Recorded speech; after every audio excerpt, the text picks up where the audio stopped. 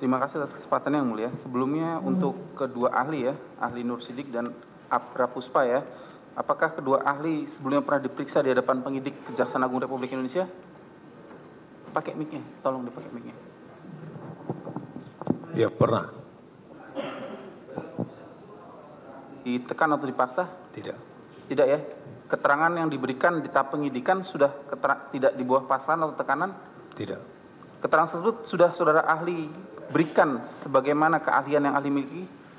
Sudah. Benar ya. Kemudian keterangan tersebut apakah sudah dituangkan dalam berita acara pemeriksaan yang setiap lembarnya saudara saksi tanda tangani dan saudara paraf di akhir halaman? Sudah ya. Oke. Kita ke ahli Nur Sidik dulu. Siap. Ahli Nur Sidik Istiawan ya. Ya. Saudara ahli ya, tadi saudara ahli sampaikan keahliannya dibilang tarif ya, ya? Iya, betul. Dibilang penerimaan negara khususnya. Izin rekan. Oh iya. Apakah saudara ahli dalam menghadiri sidang ini membawa surat tugas ataupun CV? Ada. Ada. Tinggal Silakan. Di awal saudara ahli sampaikan keahlian dibilang penerimaan negara dan tarif, benar ya? Benar.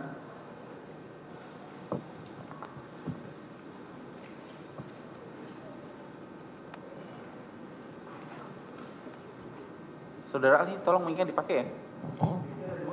Ya, siap. Oke.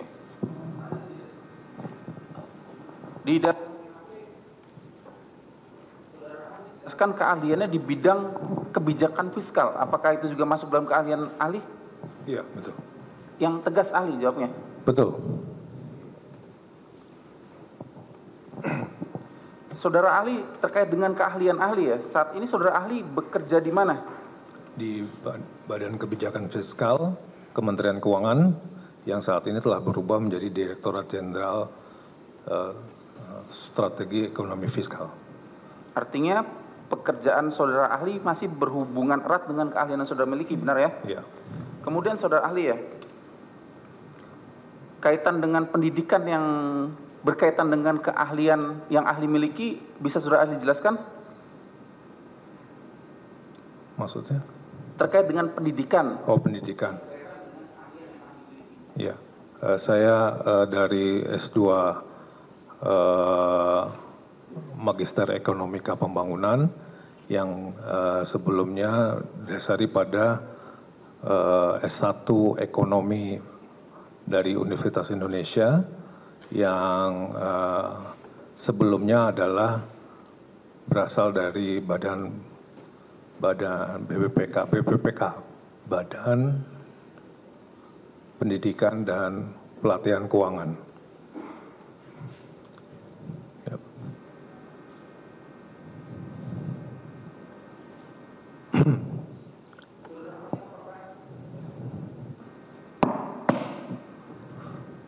Saudara ahli ya, terkait dengan tadi yang saudara ahli sampaikan fiskal, apakah terkait dengan penyusunan rekomendasi kebijakan fiskal di area penerimaan negara, khususnya terkait dengan kebijakan bea masuk dan cukai? Betul. Betul. Tes. Ini aja. Ya, mohon maaf, bermasalah ya, dari tadi pagi juga bermasalah mati-mati. Oke. Kita lanjutkan ya. Mohon dicoba Pak Abra. Tes, bisa. Atau pakai itu dulu penutupmu. Enggak pakai ini kamu sudah bisa. Nah, kalau nanti mati silakan pakai. Silakan dilanjutkan. Oke. Kami lanjutkan ya. Sekarang kita ke pengalaman ahli dalam memberikan keterangan ahli di persidangan atau di pengadilan. Apakah saudara sebelumnya pernah memberikan keterangan ahli? Pernah dalam kasus garam. Kasus garam.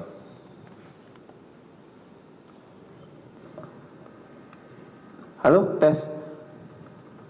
Dalam kasus tindak pidana korupsi dalam fasilitas pemberian impor garam. Impor garam, iya. Iya. Tes.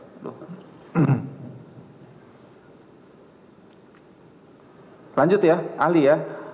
Sekarang kita lanjutkan. Ahli bisa jelaskan apa saja menjadi ruang lingkup dari kebijakan fiskal beserta dasar hukumnya, ahli? Ya, sesuai dengan keahlian kami, itu didasarkan pada ketetapan peraturan perundang-undangan, dalam hal ini adalah Undang-Undang 10 tahun 95, Undang-Undang Kepabeanan, Undang-Undang nomor 11 tahun 95 tentang cukai, yang kemudian diperbarui dalam Undang-Undang nomor 17 tahun 2006 dan Undang-Undang cukai pada tahun 2007. Ahli ya, tadi dan definisi kebijakan fiskal itu? Kebijakan fiskal adalah kebijakan yang dilaksanakan oleh negara dalam hal ini yang menghasilkan berupa subjek, objek, dan tarif yang dipungut pada suatu peristiwa tertentu, misalnya impor atau mendapatkan penghasilan tertentu gitu. Terkait dengan kebijakan fiskal, apakah kepabeanan termasuk di dalamnya? Termasuk di dalam. Termasuk ya. Untuk kepabeanan sendiri, apa sih yang dimaksud dengan kepabeanan, ahli? Kepabeanan adalah proses impor atau memasukkan barang dari luar negeri ke dalam negeri, atau mengekspor barang, mengeluarkan barang dari yang diproduksi di dalam negeri ke luar negeri melalui batas negara kita. Terkait dengan pemungutan bea masuk maupun bea keluar? Ya, benar ya? Pemungutan bea masuk dan bea keluar. Peraturan perundang-undangan menjadi dasar hukumnya? Terkait dengan tadi sudah disebutkan Undang-Undang Kepabeanan, Undang-Undang 17 tahun 2006, dan kemudian beberapa peraturan Menteri Keuangan terkait dengan hal-hal lain, misalnya perpajakan yang lain, PPh dan PPN, yang telah ditetapkan pada yang disesuaikan dalam berita acara yang sebelumnya. Untuk pengawasan sendiri dilakukan oleh Direktur Jenderal Bea Cukai? Untuk yang transaksi impor atau yang transaksi dengan luar negeri itu dilaksanakan oleh Bea dan Cukai, sementara untuk beberapa transaksi objek pengenaan pajak yang berasal dari transaksi dalam negeri dilaksanakan oleh Direktorat Jenderal Pajak. Bea masuk, ahli ya. Untuk bea masuk sendiri bagaimana, ahli? Bisa sudah ahli jelaskan? Bea masuk adalah pengenaan beban perpajakan kepada jenis barang tertentu yang ditetapkan oleh Menteri Keuangan berdasarkan putusan Menteri Keuangan, berdasarkan peraturan Menteri Keuangan mengenai tarif bea masuk yang kemudian dikenakan pada saat barang tersebut masuk ke dalam negeri, maupun bila dikenakan bea keluar maka dikenakan pada saat melewati batas negara luar negeri dengan tujuan luar negeri.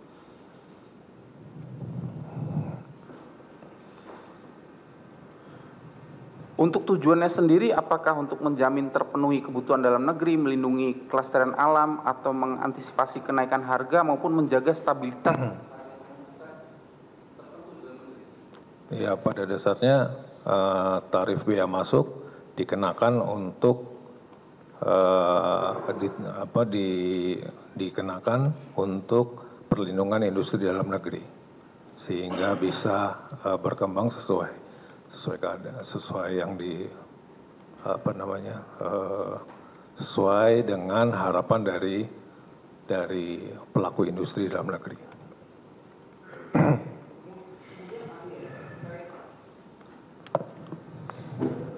Ahli ya, kalau terkait dengan PDRI, kita kan dalam impor itu mengenal istilah PDRI, pajak dalam rangka impor. Bisa saudara ahli jelaskan? Ya, pajak dalam rangka impor adalah pengenaan pajak yang langsung dikenakan pada saat impor untuk barang-barang yang menjadi objek dari PPN ataupun PPh yang telah ditetapkan sebelumnya. Dan PPh untuk pajak dalam rangka impor PDRI. Iya. Itu apakah semua barang dikenakan pajak bea masuk ataupun PDRI, ahli? Untuk semua barang? Untuk semua barang menjadi objek dari bea masuk dan PDRI. Cuman memang penetapannya berbeda-beda. Ada yang 0%, ada yang cukup besar, di atas 10%. Nah itu maka pengenaannya sesuai dengan buku tarif bea masuk Indonesia. Bea masuk 0% itu dalam kondisi seperti apa, ahli? Terutama industri dalam negeri telah mampu bersaing dengan industri dari luar negeri sehingga tidak perlu dilakukan proteksi dalam bentuk tarif bea masuk.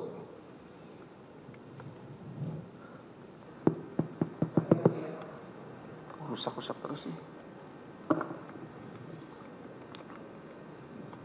Tes. Terkait dengan PDRI tadi, ahli ya. Untuk fungsi PDRI itu kenapa dikenakan itu apa, ahli, alasannya?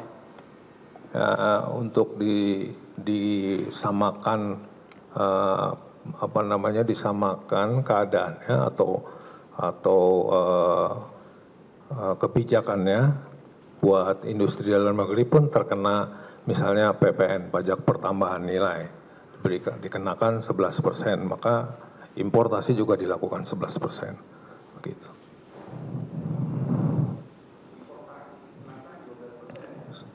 11%. Susah nih. Halo, ahli. Tes. Ahli ya, kita lanjut ya. Kemudian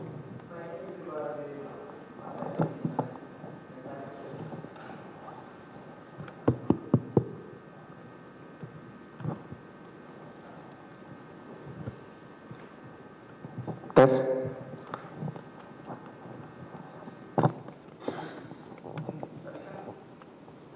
Tes. Tadi terkait dengan fungsi ya. Sekarang kita ke tujuannya. Tujuannya apakah untuk meningkatkan daya saing produk Indonesia di pasar internasional, melindungi konsumen dalam negeri, ataupun mengurangi hambatan dalam perdagangan internasional, ahli? Itu pengenaan bea masuknya untuk itu. Bisa saudara ahli cara menghitung besaran bea masuk?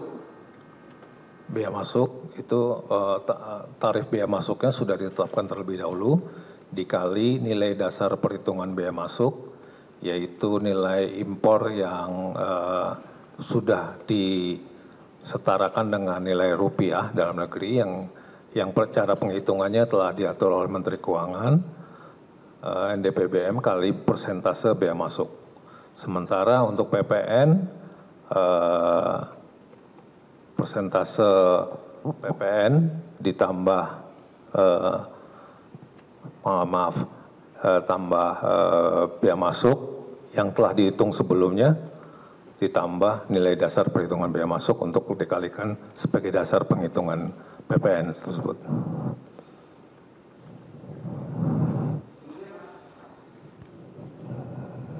Tes. Kemudian ahli ya, prinsip-prinsip apa yang digunakan untuk perhitungan tarif bea masuk, ahli?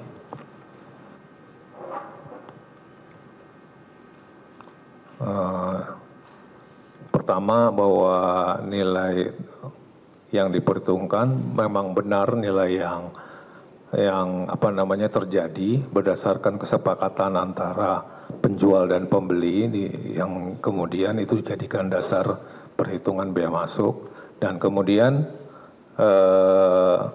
angka tarif bea masuknya itu telah disepakati secara bersama-sama dan diputuskan oleh Menteri Keuangan.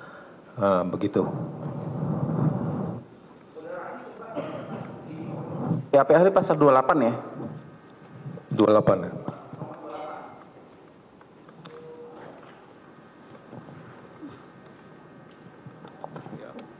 Iya. prinsip yang digunakan dalam perhitungan tarif biaya masuk. Bisa saudara ahli jelaskan?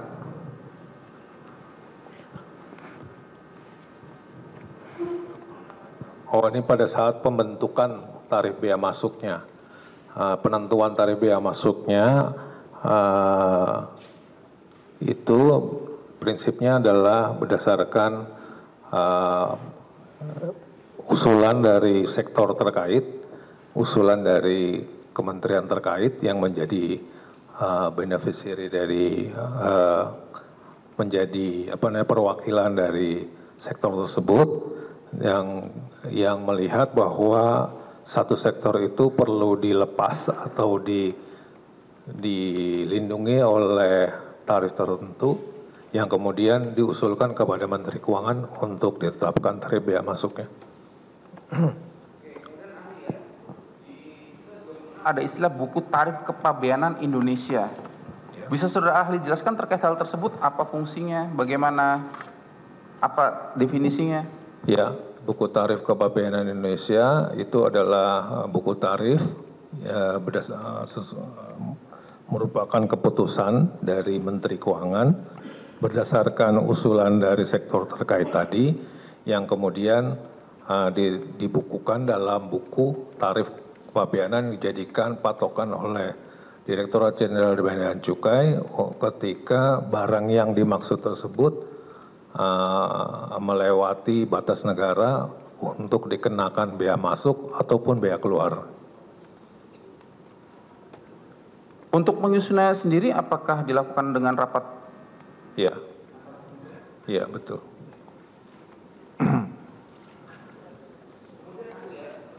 Komoditas gula ya, itu apakah juga ada tarif biaya masuknya?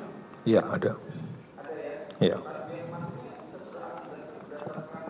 Tarif kepabeanan Indonesia, BTKI? Berdasarkan buku tarif kepabeanan Indonesia itu sebenarnya ada beberapa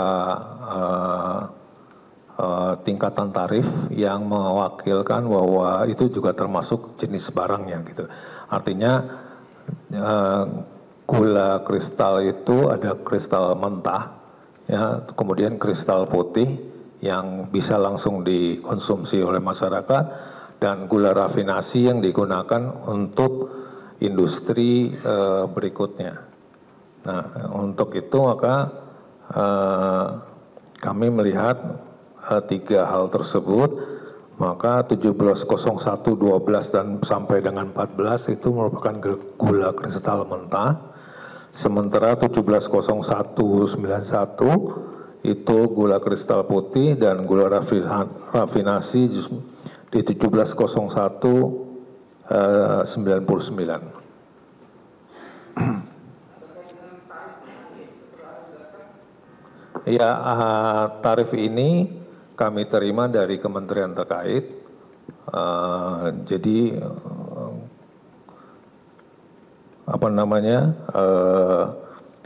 besaran tarifnya itu semakin tinggi untuk yang gula rafinasi karena dia digunakan untuk sektor berikutnya. Dan kemudian gula yang paling rendah itu adalah gula kristal mentah.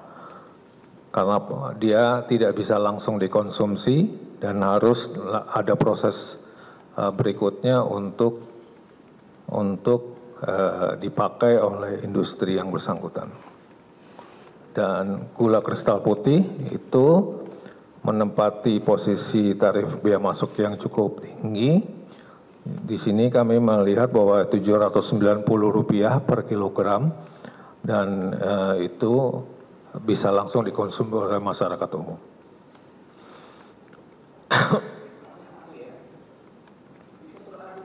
Apakah gula ini termasuk barang latas atau larangan dalam pembatasan?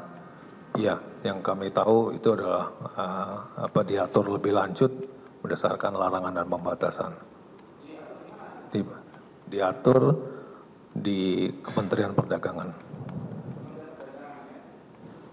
Kepres nomor 57 tahun 2024 ahli, benar? Itu satu peraturan yang menjadi induknya, tapi lanjutnya ditetapkan oleh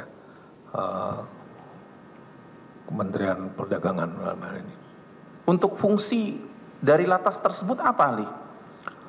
Jadi fungsi Latas itu adalah kebijakan dari pemerintah yang diatur melalui instrumen-instrumen kuantitas atau instrumen yang bersifat non tarif. Jadi diperbolehkan diimpor atau tidak, yang pelaksananya ditetapkan oleh Menteri Perdagangan.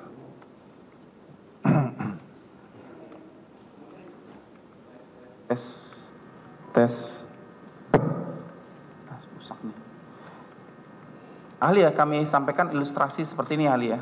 Ada bahwa pada tahun 2016 ada perusahaan gula rafinasi yaitu PT BBM, PT MSI, PT AP melakukan impor gula kristal mentah atau raw sugar dalam rangka kepentingan mendukung penugasan PT PPI Puskopol Inkopol untuk dijadikan gula kristal putih dan disalurkan pada masyarakat melalui operasi pasar berdasarkan persetujuan impor dari Menteri Perdagangan nomor impor 16.03, nomor impor 16.008, nomor impor 16.002 pada tanggal 20 Januari 2016. Pada saat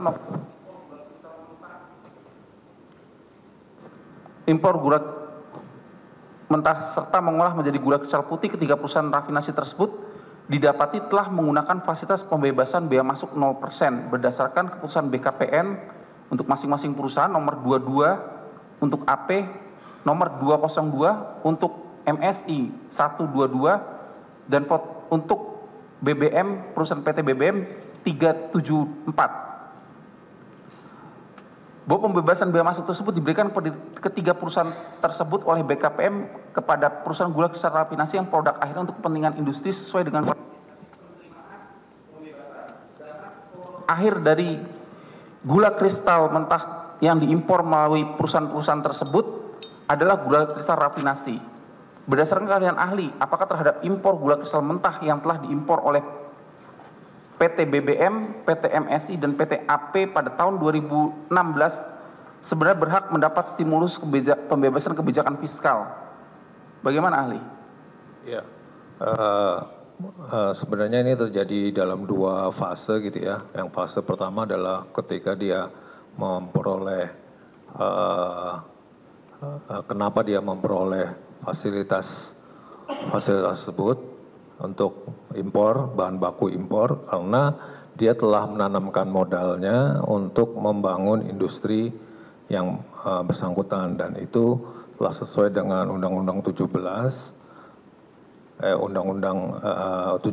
tahun 2006 atau Undang-Undang 10 tahun 2005 tahun 95 tentang kepabeanan, khususnya pasal 26 huruf A, ayat 1 huruf A, B, dan C yang menyatakan bahwa pembangunan perlu didukung dengan pemberian fasilitas untuk pembangunan atau pengembangan industri baru yang telah menanamkan modalnya dalam bentuk mesin pabrik tersebut, kemudian diberikan fasilitas untuk penggunaan mesin itu menggunakan bahan baku yang dapat diolah di dalam pabrik tersebut. Begitu, Pak. Nah, tetapi kemudian untuk industri gula ini pada berikutnya dia juga harus tunduk pada ketentuan yang diatur oleh Menteri Perdagangan mengenai peredaran gula yang diatur oleh Menteri Perdagangan untuk hal itu. Jadi supaya tidak mengganggu peredaran yang sudah diatur, maka untuk fasilitas penanaman modal itu dibatasi pada industri gula yang rafinasi yang akan digunakan oleh industri pada berikutnya gitu. Sehingga ketika terjadi pergeseran menjadi industri gula putih, maka itu yang menjadi tidak sesuai dengan apa yang diharapkan pada awal pembentukan industri ini gitu.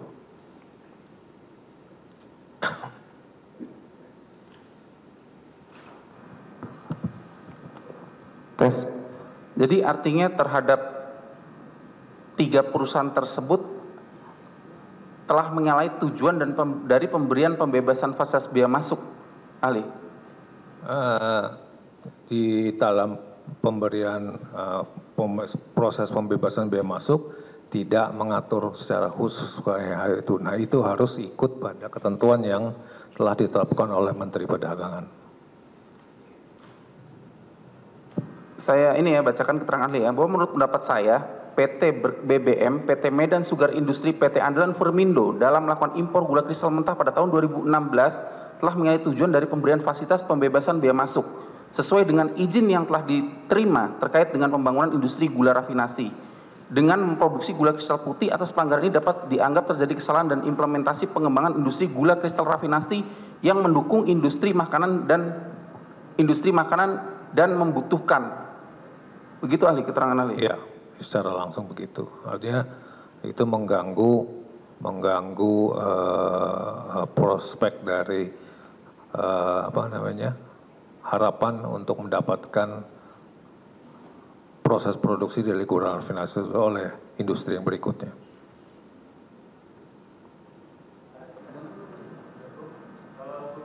Lanjutkan ke ahli berikutnya, silakan.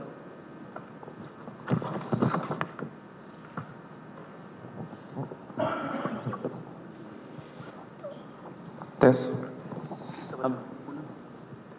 Sedikit ahli Nur Sidik, Pak Nur Sidik, ya. atau sudah? Baik. Ahli tadi dijelaskan terkait dengan lartas ya, larangan terbatas ya. Apakah itu tujuannya tadi untuk melindungi produk dalam negeri atau seperti apa? Ya, itu larangan pembatasan untuk melindungi industri dalam negeri, tetapi kewenangannya bukan di bawah Kementerian Keuangan. Tadi seperti disampaikan terkait penentuan biaya tarif ya, fiskalnya. Nah, terhadap penentuan tarif biaya masuk ya, itu kenapa di dalam penentuan itu bisa berbeda-beda? Apa yang menjadi pertimbangan di sini? Yang pertimbangan pertama tentang tingkat keuntungan yang diperoleh, setiap industri berbeda-beda, ataupun beban produksinya, proses produksinya juga berbeda-beda, cara memproduksinya berbeda-beda, sehingga kemudian itu memengaruhi perolehan keuntungan yang berbeda-beda, sehingga kami kemudian menghimpun apa yang diharapkan oleh stakeholder, dalam hal ini adalah kementerian terkait, yang kemudian menyampaikan kepada Menteri Keuangan apakah kira-kira itu perlu dihilangkan bebannya atau ditambah bebannya, sehingga terbentuk satu pasar yang memang diinginkan oleh stakeholder terkait gitu. Dijelaskan terkait dengan suatu ilustrasi ya, yang mana itu adalah importasi A, gitu kan, di situ dikenakan tarif sebesar 5%. Nah, kemudian dengan importasi B yang itu adalah misalkan 7%. Nah, di dalam importasi itu dilakukan dengan importasi A, tapi kemudian ketika masuk di dalam wilayah domestik itu kemudian diolah menjadi importasi B. Apakah di situ dibenarkan atau seperti apa? Diperbolehkan untuk itu. Ya, diperbolehkan. Makanya kemudian hubungan antara industri A dan industri B dengan importasi A dibebankan dengan tarif 5%. 5%. 7%. Nah, ketika dimasuk di dalam wilayah dengan HS code yang dengan importasi misalkan A, ketika masuk itu dikenakan di wilayah pabean dengan importasi A dengan kenakan biaya tarif 5%. Nah, ketika masuk di dalam wilayah domestik, kemudian di situ diolah menjadi di luar dari tujuan dari beban tarif 5%, yang harusnya itu ketika masuk diolah menjadi kepentingan untuk lain, misalnya gitu. Nah, yang mana kepentingan lain itu adalah dengan biaya tarif sebesar 7%. Apakah itu di dalam menyalahi dari aturan tarif pada umumnya? Antara A dan B tidak ada hubungan atau tidak? Di dalam mengajukan suatu perusahaan itu dikenakan tarif 5%.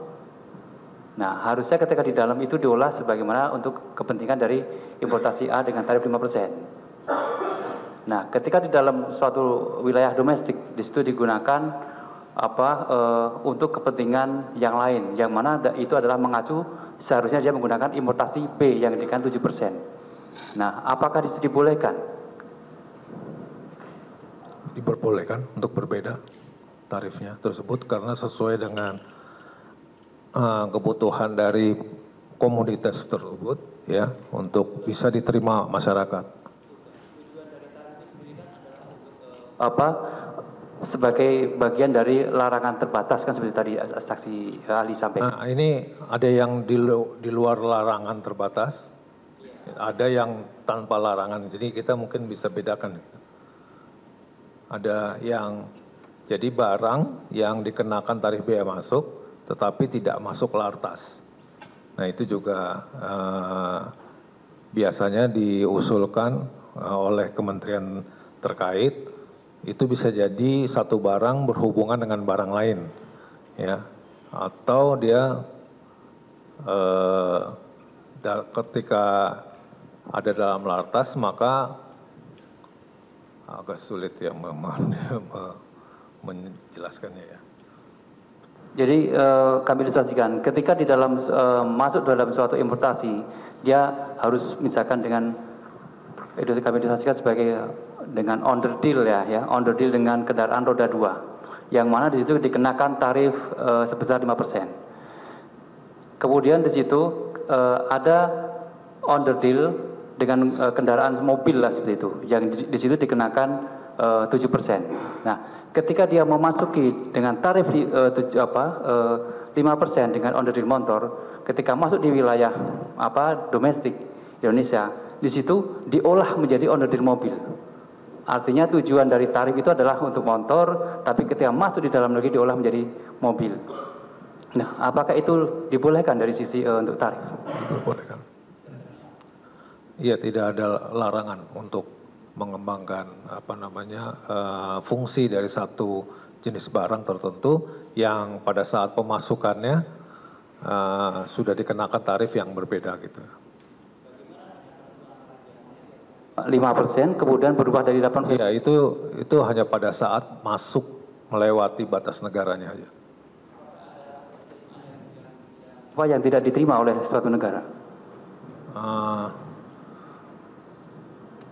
Ketika harusnya dia 7%, tetapi dia masuk dari 5%, dan 5%, ya, itu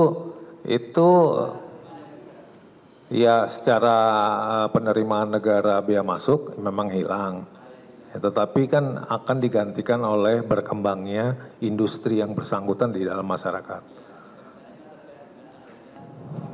Awal tadi, yang mana dia 5%, kemudian di dalam itu diolah menjadi yang yang seharusnya dia diolah menjadi yang 8%, gitu. Apakah di situ ada penerimaan negara yang tidak diterima seperti itu? Iya, tetapi tidak ada kesalahan di dalam hal tersebut. Dengan biaya tarif yang 7%, pendapatan negara ada yang berkurang atau tidak di situ? Pendapatan negara akan mungkin bergeser dari penerimaan dari luar negeri, ya, biaya masuk, tapi dia bergeser ke penerimaan PPN 10%. Iya, yang tadinya dari luar negeri cuma 5%, ya, kemudian dia bergeser ke produk yang lebih tinggi proses pengerjaannya.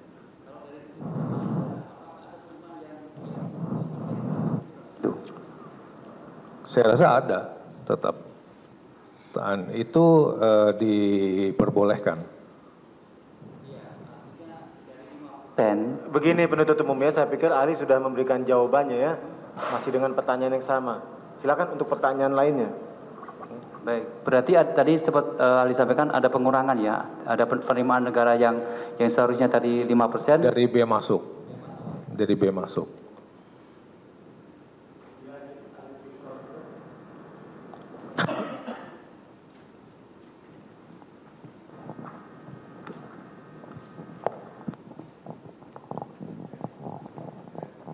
Tes. Ahli Apropuspaganit Talatov ya? Benar ya? Ahli, keahlian ahli di bidang apa ahli? Di bidang ekonomi, termasuk ekonomi makro dan ekonomi pangan dan energi. Di Indef saya sebagai Kepala Center Food, Energy and Sustainable Development. Terkait dengan keahlian yang ahli miliki, bisa saudara ahli jelaskan pendidikan yang mendukung keahlian ahli tersebut? Ya, saya S1 Ekonomi, Ilmu Ekonomi Studi Pembangunan di Undip, kemudian S2 Ekonomi di University Malaysia Terengganu, Malaysia. Kemudian ahli ya, di BAP ahli saya lihat untuk karya ilmiah berupa jurnal maupun buku, ini banyak sekali. Tes, saudara ahli sudah menerbitkan karya ilmiah berupa jurnal ataupun buku ya. Bisa saudara ahli jelaskan mungkin beberapa saja? Ya, kami memang rutin membuat kajian termasuk buku di Indef, yaitu kajian tengah tahun dan proyeksi ekonomi Indonesia, dan termasuk kajian-kajian di bidang ekonomi, di isu energi, isu pangan. Kemudian spesifik, saya punya pengalaman sebagai tim penyusunan naskah akademik dan rancangan undang-undang kedaulatan pangan, kemudian RUU perkelapa sawitan dan RUU pelindungan petani. Ya. Untuk buku sendiri bagaimana ahli? Buku yang telah ahli tulis. Ya. Di sini ada sekitar puluhan buku yang sudah ahli tulis ya? Betul. Ya, buku beberapa topik berkaitan dengan sektor pangan dan juga ekonomi makro. Jadi memang cukup luas keterlibatan di dalam penyusunan buku maupun riset. Berhubungan dengan keahlian yang ahli miliki, bisa saudara dijelaskan aktivitas atau kegiatan? Ya, di Indef memang kami secara rutin melakukan advokasi kebijakan publik ya terkait dengan beberapa hal ya. Kalau di center saya fokusnya memang di isu pangan dan isu energi. Namun demikian kami juga tentu sering rutin melakukan diskusi untuk di sektor-sektor lain, dan hasilnya selain dijadikan riset juga kami diseminasikan ke publik. Ahli seperti itu ya. Kemudian ahli, kita masuk materi ya ahli ya. Tadi ahli sampaikan keahlian ahli di bidang ekonomi makro ya. Bisa saudara ahli jelaskan apa sih ekonomi makro tersebut ahli? Ekonomi makro ini menggambarkan bagaimana aktivitas ekonomi maupun beberapa indikator makro yang itu tentunya dipengaruhi oleh berbagai variabel ataupun faktor baik di internal maupun eksternal, dan khususnya juga dipengaruhi dari sisi kebijakan pemerintah. Kalau kita bicara perekonomian, pertumbuhan ekonomi, tentu secara teori kita tahu ada beberapa unsur ataupun aktor yang membentuk perekonomian kita, ya, baik dari konsumsi masyarakat, kemudian konsumsi pemerintah atau belanja pemerintah, investasi, kemudian kegiatan ekspor dan impor. Keseluruhan aktor-aktor ekonomi tadi pada akhirnya akan mempengaruhi bagaimana kinerja ekonomi suatu negara, dan termasuk akan faktor-faktor ataupun variabel lain yang mempengaruhi dari pertumbuhan ekonomi tadi, seperti contohnya tingkat inflasi, nilai tukar, dan juga iklim investasi. Ruang lingkup dari ekonomi makro sendiri apa nih? Bisa saudara jelaskan? Ya, untuk ruang lingkup di ekonomi makro ini ya kita melihat dari apa tadi faktor-faktor pembentuk pertumbuhan ekonomi kita, baik dari sisi lapangan usaha maupun dari sisi pengeluaran. Tadi yang saya sampaikan dari sisi pengeluaran, ada juga dari sisi lapangan usaha ataupun sektor-sektor. Kemudian variabel-variabel ataupun indikator lain yang menggambarkan kinerja suatu perekonomian makro suatu negara, gitu. Sesuai dengan yang saya sampaikan di dalam BAP. Pendapatan nasional, pertumbuhan ekonomi, inflasi, deflasi, pengangguran, kebijakan fiskal, moneter, perdagangan internasional maupun stabilitas ekonomi, itu cakupannya? Iya, betul. Betul. Untuk variabelnya sendiri apa saja untuk mengukur indikator ekonomi makro tersebut? Iya, untuk indikator ekonomi makro yang lazim digunakan untuk menunjukkan performa ekonomi suatu negara yang melalui GDP tadi. Nah, tentu GDP ini GDP suatu negara ini variabel-variabel yang membentuk tadi saya sampaikan dari sisi konsumsi ataupun pengeluaran, kemudian juga dari sisi sektoral. Jadi dalam konteks misalnya sebuah kebijakan dalam hal stabilisasi harga, saya memberikan contoh, itu tentunya nanti akan juga turut mempengaruhi pertumbuhan ekonomi secara tidak langsung melalui sektor-sektor ataupun dari pelaku-pelaku ekonomi tadi. Misalkan ketika harga-harga ataupun inflasi itu bisa dikendalikan, terjadi stabilisasi harga, nanti diharapkan daya beli masyarakat dapat dijaga sehingga konsumsi rumah tangga juga tinggi. Kemudian pada akhirnya ketika konsumsi masyarakat terjaga, itu juga akan menstimulus kegiatan investasi. Kemudian juga turut dibantu dari sisi government expenditure. Nah, itu semua nanti konsumsi masyarakat yang terjaga nanti kan pada akhirnya akan juga berpengaruh terhadap penerimaan perpajakan kita. Jadi seluruh variabel-variabel tadi pada akhirnya akan menentukan performa dari GDP ataupun perekonomian sebuah negara. Termasuk kegiatan ekspor impor, bagaimana neraca perdagangan tadi juga mempengaruhi sektor-sektor lain ataupun unsur-unsur yang lain di dalam pertumbuhan ekonomi kita. Di sini ada produk domestik bruto, Ya. ada inflasi, ada pengangguran, ada suku bunga, ada jumlah uang yang beredar, neraca perdagangan, kurs mata uang atau nilai tukar, investasi dan konsumsi investasi. Ya. Variabelnya begitu banyak ahli ya, itu semua dianalisa dalam ekonomi makro. Betul, memang berbagai variabel tadi itu sangat lazim dilakukan riset ataupun kajian untuk melihat variabel-variabel mana yang mempengaruhi pertumbuhan ekonomi sebuah negara. Nah, tentu tidak hanya satu variabel, semuanya saling mempengaruhi. Dan sebetulnya di luar variabel ini juga masih ada lagi indikator-indikator lain yang juga turut mempengaruhi pertumbuhan ekonomi sebuah negara. Ini hanya beberapa contoh indikator ataupun variabel yang secara lazim digunakan untuk untuk mengukur dampaknya terhadap perekonomian sebuah negara. Kalau kaitan ekonomi makro dengan keuangan negara bagaimana ahli? Bisa saudara jelaskan? Ya, seperti saya sampaikan sekilas tadi bahwa ketika pertumbuhan ekonomi ini bisa tumbuh tinggi, ini kan mencerminkan aktivitas ekonomi yang positif, baik dari sisi swasta, dari sisi rumah tangga, dan juga aktivitas ekspor impor. Kemudian ketika pertumbuhan ekonomi ini tinggi, ini juga secara langsung mencerminkan atau akan berdampak terhadap penerimaan perpajakan kita, baik pajak maupun PNBP. Jadi kita juga mengenal adanya elastisitas antara pertumbuhan ekonomi dengan penerimaan perpajakan, atau seringkali juga beberapa variabel seperti tax ratio, kemudian tax buoyancy dan sebagainya. Jadi 1% pertumbuhan ekonomi itu bisa menghasilkan sekian rupiah penerimaan perpajakan.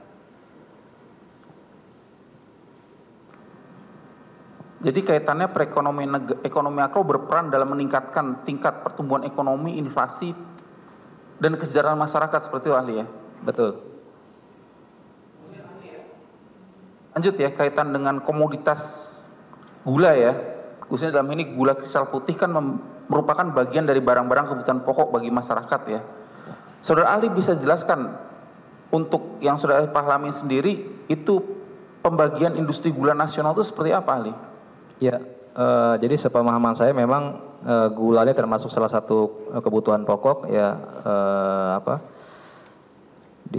termuat di dalam Perpres 71 2015 dan juga bahwa pembagian industri gula itu ya dibagi menjadi gula GKP, GKR dan GKM tadi. Jadi GKM tadi nanti diproduksi menjadi GKP. Kemudian untuk industrinya industri gula rafinasi khusus untuk ditujukan di pasar industri. Jadi untuk segmentasinya itu dibagi dua ahli ya, Ya. Industri gula kristal putih dan industri gula kristal rafinasi ya. Betul. Tes. Kemudian ahli ya, untuk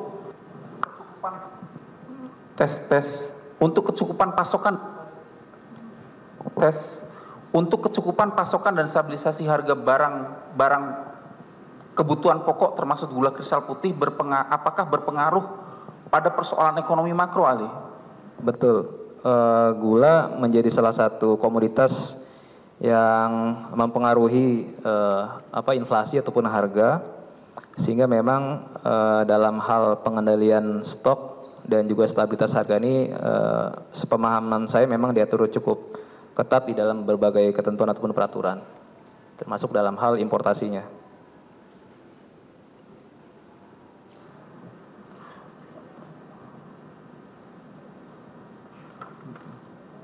Lanjut ahli ya, kemudian ahli ya terkait dengan memastikan yang memiliki peran penting untuk memastikan kebijakan ekonomi makro sendiri di Indonesia untuk berjalan baik itu siapa saja ahli? Pihak-pihak siapa aja yang harus memastikan hal tersebut berjalan baik? Ya, dalam konteks tadi mendukung pertumbuhan ekonomi dan menjaga stabilitas harga, tentu dari sisi eksekutif dan juga otoritas terkait dan legislatif punya peranan masing-masing. Dan dalam konteks ekonomi makro ini kan semuanya dituangkan di dalam baik dalam RPJMN, RKP maupun di dalam dokumen APBN, karena di dalam APBN kan ditetapkan target pertumbuhan ekonomi, inflasi dan sebagainya. Jadi ada unsur pemerintah dan juga legislatif termasuk juga otoritas, salah satunya adalah Bank Indonesia untuk menetapkan target-target pembangunan tadi, termasuk juga dalam hal alokasi target penerimaan dan juga alokasi belanja negara. Ahli terangkan juga ada peran OJK, ada peran DPR juga di sana, itu bagaimana ahli? Iya, betul. Dalam mencapai pertumbuhan ekonomi tadi tentu tidak hanya dari sisi fungsi pemerintah atau eksekutif dalam instrumen APBN, tetapi juga kalau contohnya BI melalui kebijakan moneter itu juga punya pengaruh terhadap pertumbuhan ekonomi. Misalnya BI menaikkan ataupun menurunkan suku bunga acuan, itu nanti punya dampak ke sektor keuangan, ke perbankan, dalam hal ini terhadap suku bunga kredit dan sebagainya. Jadi memang masing-masing otoritas tadi punya peranannya masing-masing dalam mendukung pertumbuhan ekonomi dan juga menjaga inflasi.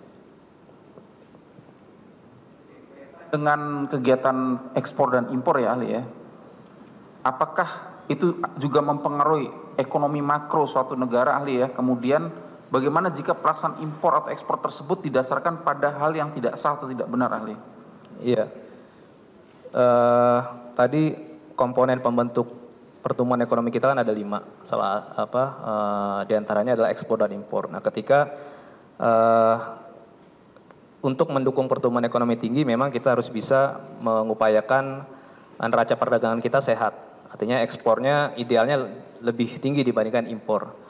Pun demikian, kalaupun impor masih lebih tinggi karena dalam beberapa periode kita mengalami defisit perdagangan, itu juga tujuannya untuk mendukung industri di dalam negeri sehingga pada akhirnya nanti kita bisa meningkatkan daya saing ekspor dan mengurangi defisit perdagangan kita.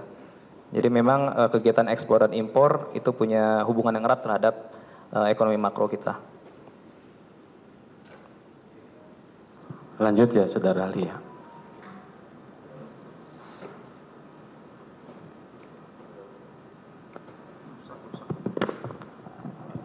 Tes. Tadi Saudara ahli menjelaskan ekonomi makro pun menganalisa kondisi keseluruhan aktivitas perekonomian ya. Kemudian tadi juga disebut ada variabel ekonomi makro, PDB maupun suku bunga, nilai tukar dan inflasi gitu. Kalau dikaitkan dengan tadi teman saya menanyakan tentang kegiatan importasi, baik impor maupun ekspor.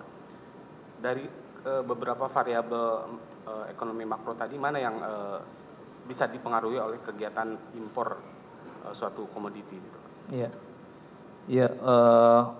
Dalam hal importasi, khususnya importasi bahan pangan ya, kebutuhan pokok, ini kan kebijakan itu juga harus didasari ya dengan kebutuhan di dalam negeri, kebutuhan objektif, misalnya melihat apakah neraca komoditas tadi itu pada akhirnya mengharuskan kita untuk melakukan importasi. Jadi dalam hal importasi produk pangan misalnya tentunya akan dilakukan assessment ataupun penilaian seberapa urgent dan seberapa butuh kita untuk melakukan importasi, dan juga biasanya juga ada limitasinya. Jadi importasi itu juga harusnya dalam opsi jangka pendek, bukan opsi permanen gitu. Jadi diiringi juga dengan target-target pemerintah untuk meningkatkan produksi di dalam negeri dan ketahanan industri juga. Jadi supaya kita tidak bergantung dengan impor bahan-bahan kebutuhan pokok tadi. Kegiatan importasi itu harus ada batasan yang rigid atau limitatif untuk kondisi-kondisi tertentu saja seperti itu. Betul. Sepemahaman saya di beberapa peraturan itu juga memang ditetapkan kan ketika dia lakukan rapat gitu diketahui neraca komoditas, kemudian juga stoknya, kemudian kebutuhannya, dan juga harus dikaitkan juga dengan target pemerintah, misalkan di dalam RPJMN ataupun di RKP, target untuk produksi di tahun mendatang gitu. Jadi harus konsisten antara kebijakan importasi dengan target peningkatan produksi di dalam negeri. Kewenangannya, lembaga yang berwenang melakukan pembatasan importasi itu mana? Dalam kalau dari struktur pemerintah ya, iya. Apakah kementerian terkait atau emang langsung dari presiden atau seperti apa? Iya, sepemahaman saya memang Kementerian Perdagangan menjadi salah satu sektor ataupun kementerian yang punya kewenangan ya untuk melakukan atau mengeluarkan kebijakan importasi. Tentunya juga punya irisan ataupun hubungan juga koordinasi dengan kementerian-kementerian lain yang terkait. Misalkan dalam konteks importasi untuk bahan baku itu kan butuh juga komunikasi ataupun koordinasi dengan Kementerian Perindustrian misalnya ataupun di kementerian yang lain.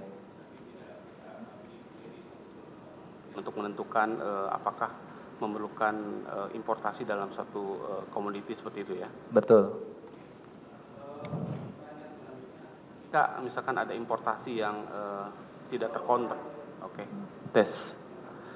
Pertanyaan selanjutnya Saudara ahli ya, ketika ada suatu kondisi di mana importasi itu tidak dikontrol, artinya tidak memenuhi tadi, tidak dilakukan koordinasi terlebih dahulu, kemudian tidak ada kajian terlebih dahulu, mengakibatkan jumlah importasi ini menjadi tidak terkontrol. Yeah. Secara makroekonomi itu berdampak seperti apa? Importasi yang dilakukan tidak melalui mekanisme yang misalkan uji kelayakan yang cukup memadai. Iya, ketika importasi dilakukan tanpa adanya assessment yang memadai dan koordinasi yang solid di berbagai stakeholders yang terkait, memang dikhawatirkan punya implikasi ataupun resiko ke sektor-sektor lain. Misalnya contoh ketika importasi bahan pangan tadi terlalu eksesif, nanti dikhawatirkan akan menjadi disinsentif bagi pelaku usaha di dalam negeri ataupun bagi petani, sehingga pasar kita pastinya akan dibanjiri dan nanti dikhawatirkan akan berdampak terhadap pertumbuhan ekonomi di sektor tersebut dan juga kesejahteraan bagi pelaku usaha di sektor tersebut. importasi gula, saudara ahli ya. Ketika ada importasi yang tadi yang tidak melalui mekanisme yang benar, sektor apa saja yang terdampak? Apakah saudara ahli bisa menggambarkan industri pabrik gula misalkan, kemudian petani tebu juga bisa terdampak oleh kebijakan impor yang tidak tadi melalui kajian dan mekanisme yang tepat seperti itu? Iya, betul. Memang kalau importasi gula tadi, khusus spesifik gula, dilakukan tidak secara proper, ya tentu dampaknya terhadap petani dan industri. Dan kalau di petani, salah satu proksi atau indikator yang bisa kita lihat adalah kinerja ekonomi ataupun PDB di sektor perkebunan. Kebetulan saya sempat cek-cek juga data PDB sektor perkebunan di tahun-tahun 2015-2016. Memang ada indikasi terjadi perlambatan karena kontribusinya terhadap GDP mengalami penurunan. Tapi memang harus di cross check lebih detail lagi. Dan juga terhadap industri gula tentu perlu dilihat lagi apakah terjadi imbas penurunan produksi ataupun jumlah pelaku usaha di industri gula. Ahli ya, ada Permendag 117 yang saudara ditanyakan juga di BAP saudara, secara limitatif dan sangat rigid mengatur tentang mekanisme dan prosedur importasi gula. Itu harus diputuskan dalam rakortas misalkan, kemudian tidak boleh dilakukan pada musim giling di Permendag sebelumnya, kemudian importasi GKM itu harus dengan rekomendasi dari Kementerian Perdagangan. Kalau dikaitkan dengan pendapat ahli tadi terkait ekonomi makro, fungsi dari pembatasan ini apakah bisa dimaknai tadi untuk menjaga kestabilan dalam konteks menjaga keseimbangan dalam ekonomi makro seperti tadi? Iya, betul. Menurut pandangan saya juga memang pembatasan tadi atau ketentuan-ketentuan tadi juga punya maksud untuk melindungi kepentingan di dalam negeri, dalam hal inilah industri, termasuk juga di sektor perkebunan tebunya, petani, dan juga konsumen itu sendiri. Jadi ya itu.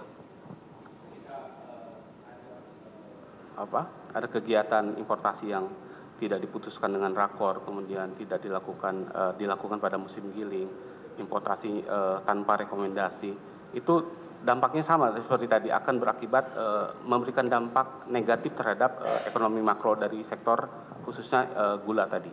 Iya, betul. Sebagai contoh misalnya volumenya tidak sesuai dengan kebutuhan, itu juga pastinya akan berdampak tadi ke pelaku usaha kita di dalam negeri.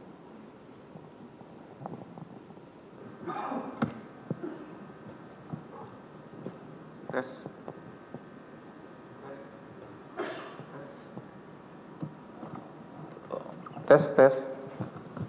Ahli ya, kita sekarang ke ilustrasi kasus atau fakta ya, ilustrasi kasus dulu ya.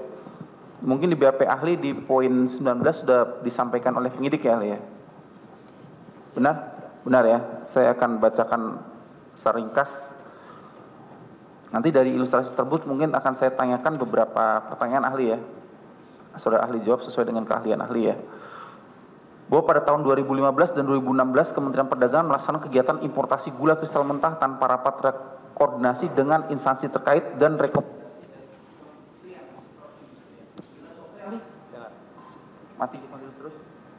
bahwa sebelum melaksanakan importasi gula kristal mentah tersebut, Direktur Perdagangan PTS sudah terlebih dahulu menyuruh anak buahnya untuk mencari perusahaan yang akan mengimpor gula kristal mentah, sementara perusahaan sebenarnya penugasan baru terbit tanggal 12 Januari 2016.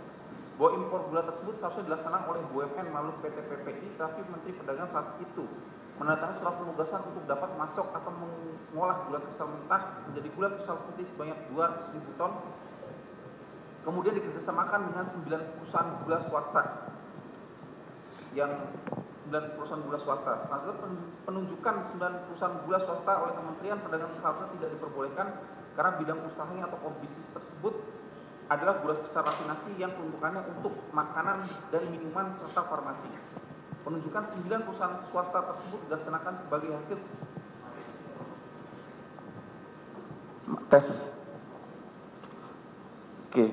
Bahwa Menteri Perdagangan mendatangkan surat persetujuan ke 9 perusahaan swasta yang dilakukan dengan melawan hukum tersebut dikarenakan persetujuan impor dari Kementerian Perdagangan tersebut diterbitkan tanpa adanya rekomendasi dari Kementerian Perindustrian serta dilakukan tanpa adanya rapat koordinasi. Kemudian gula kristal putih yang diproduksi oleh 9 perusahaan gula tersebut sebagian kecil saja dijual kepada PPI untuk didistribusikan kepada masyarakat melalui operasi pasar, selebihnya gula kristal putih tersebut dijual melalui distributor. Bahwa kemudian pada tanggal 8 Maret 2016 Menteri Perdagangan kembali memberikan persetujuan impor gula kristal mentah untuk diolah menjadi GKP kepada perusahaan AP sebesar 262.000 ton dengan surat penugasan 242 dan 249. Kemudian saya singkat saja ya. Selain itu, Menteri Perdagangan juga menugaskan ada Inkopkar, Inkopol, dan Puskopol dan Kartika, bahwa sebenarnya tujuan importasi untuk pelaksanaan stabilisasi dan pemenuhan stok gula nasional terpenuhi dan gula menjadi berlebih sehingga harga gula yang tidak dapat dikendalikan. Namun faktanya importasi gula berakibat harga pasar di masyarakat tetap tinggi. Dari hal tersebut, ahli seperti ilustrasi yang disampaikan di dalam BAP ahli, pendapat ahli bagaimana ahli terhadap hal tersebut? Ya, berdasarkan beberapa fakta penyidikan tersebut, memang pendapat saya untuk melakukan importasi GKM tadi, ya, dan juga berdasarkan ketentuan Permendak dan juga peraturan yang terkait, itu semestinya dilakukan koordinasi dengan khususnya dengan berbagai institusi, termasuk Kementerian Perindustrian. Karena dalam rangka tadi melakukan perlindungan terhadap kepentingan industri dan juga sektor perkebunan tebu di dalam negeri. Itu yang pertama. Kemudian yang kedua, ketika terjadi ketidaksesuaian dengan ketentuan, ini tentu akan menimbulkan risiko terhadap sektor-sektor tadi, dan juga berdampak negatif terhadap aspek tata kelola governance, kemudian juga penyimpangan administrasi, dan juga dampak terhadap stabilitas harga gula di dalam negeri. Karena kan tujuan dari kecukupan stok dan stabilisasi harga melalui BUMN tadi diharapkan bisa efektif melakukan stabilisasi harga di konsumen. Nah, jika diserahkan ke pihak swasta, ini dikhawatirkan tidak cukup efektif untuk melakukan stabilitas harga. Itu. Ya, secara detail saya jelaskan di dalam jawaban BAP. Setelah hasil tidak diserahkan kepada PPI, maka didistribusikan oleh distributor. Itu menunjukkan adanya penyimpangan terhadap prinsip stabilisasi harga yang diamanatkan oleh BUMN. Hal ini menyebabkan manipulasi pasar, konflik kepentingan, pelanggaran terhadap regulasi harga, dan kerugian bagi konsumen. Bisa saudara ahli jelaskan lebih lanjut? Ya, pertama merujuk ke dalam peraturan yang ada di Permendak 117 tadi, bahwa di pasal 9 kan dikatakan bahwa GKM tadi memang ditujukan untuk kepentingan untuk diolah sebagai GKP, yaitu hanya oleh importir yang memiliki APIP, dan tidak boleh diselewengkan dalam bentuk GKR tadi. Itu juga jadi beberapa hal menurut saya juga terdapat penyimpangan tadi dari ketentuan yang ada. Juga dari perspektif ekonomi makro, itu akan berdampak negatif, diantaranya akan distorsi pasar dan ketidakseimbangan supply dan demand, kerugian petani dan industri lokal, kemudian inflasi dan daya beli konsumen, resiko fiskal terhadap neraca perdagangan, sampai dengan potensi korupsi dan oligopoli dalam tata niaga gula. Ya, jadi ini berbagai resiko-resiko yang mungkin muncul dari kebijakan importasi gula tadi yang tidak sesuai dengan ketentuan dan tidak mempertimbangkan kepentingan ekonomi di dalam negeri, Jadi alih-alih importasi tadi bisa melakukan stabilisasi harga, bisa menurunkan harga, tapi faktanya harga gula di dalam negeri itu tidak turun. Kemudian yang kedua juga menjadi disinsentif bagi sektor produksi di dalam negeri. Dan kalau saya melihat data dari BPS di tahun 2015 dan di 2016 memang produksi gula kita mengalami penurunan produksi. Ini menjadi salah satu indikasi juga bahwa kebijakan ini justru menjadi disinsentif bagi sektor perkebunan kita. Di sini apakah dari sudut pandang ekonomi makro kebijakan tersebut itu sudah importasi gula kristal mentah kemudian jadi gula kristal putih di atas sudah tercapai Ali dari kronologis tadi?